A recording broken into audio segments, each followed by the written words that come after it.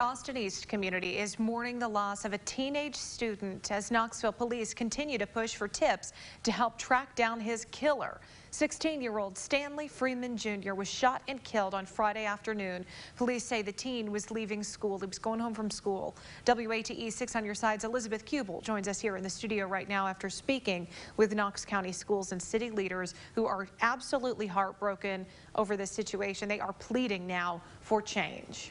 Yeah, Summer, the latest update from Knoxville police, no arrests have been made and no suspects have been charged in connection to this shooting. And that is why city and school leadership are urging people who may have seen or know something to come forward as they reflect today on the life of a student they lost. He was a special young man.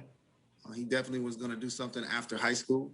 He had a bright future. You know, it's a tragedy. This is a tragedy.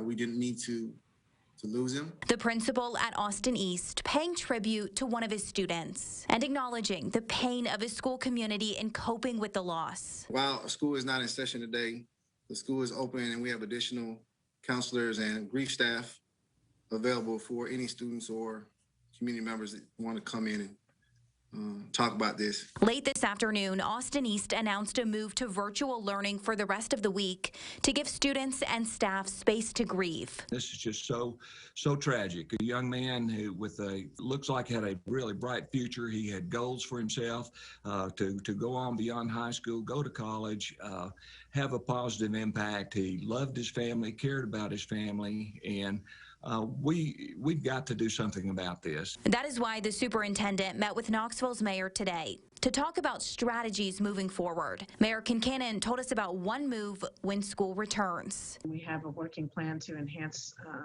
security, and KPD is going to have a more visible presence around the outside of Austin East, particularly at times when students are coming and going. She and school leaders are pushing for the violence to stop and remembering Stanley Freeman Jr., who died because of it. It's heavy on my heart,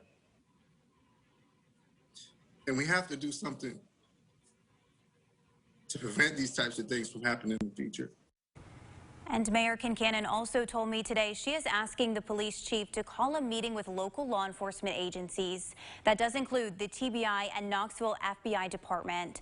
Kincannon says the goal is to make sure they are coordinating and sharing information, particularly focusing on violence affecting youth in the community.